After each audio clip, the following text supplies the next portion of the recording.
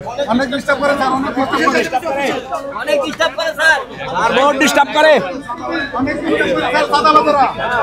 যে সভাপতি সে অনেক ভালো মানুষ, মামুনপাড়ের ভালো মানুষ সভাপতি ভালো মানুষ। মামুনপাড়ের দিকে চাই আমরা।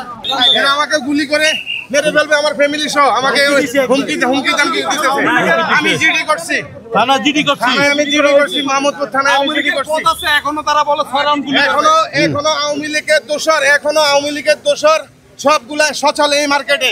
আজকে 27 বছর, আজকে 27 বছর এই আওয়ামী লীগের লোকেরা এই মার্কেট, এই কৃষি মার্কেট দখল করে রাখছে। এই 5 আগস্টের পরে আমরা নতুন কমিটি আমাদেরকে আমরা 5 আগস্টের পরে আমরা নতুন কমিটি, আমরা জনগণ, আমরা এই যে দোকানদার ভোটাররা আমাকে ভোট দিয়ে জয়যুক্ত করার পরে এখন আগের আওয়ামী লীগ যারা ছিল এরা এখন আগে যে লুটপাট করে খাইছে এরা সামাল দিতে পারে না। এরা ক্ষোভে ফুটে আমাকে মেরে ফেলবে, আমাকে জানে মেরে ফেলবে, আমাকে মার্কেটে ঢুকতে দেয় না। এবং এরা মনে করে নিজের মতো করে এরা চাঁদা উঠায়।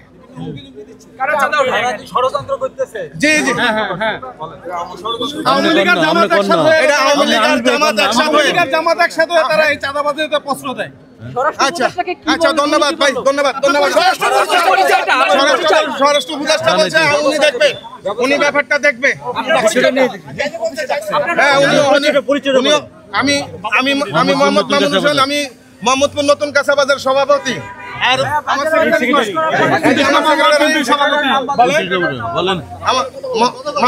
মাওলানা হান্নান সাহেব, উনি বাজারের সাধারণ সম্পাদক।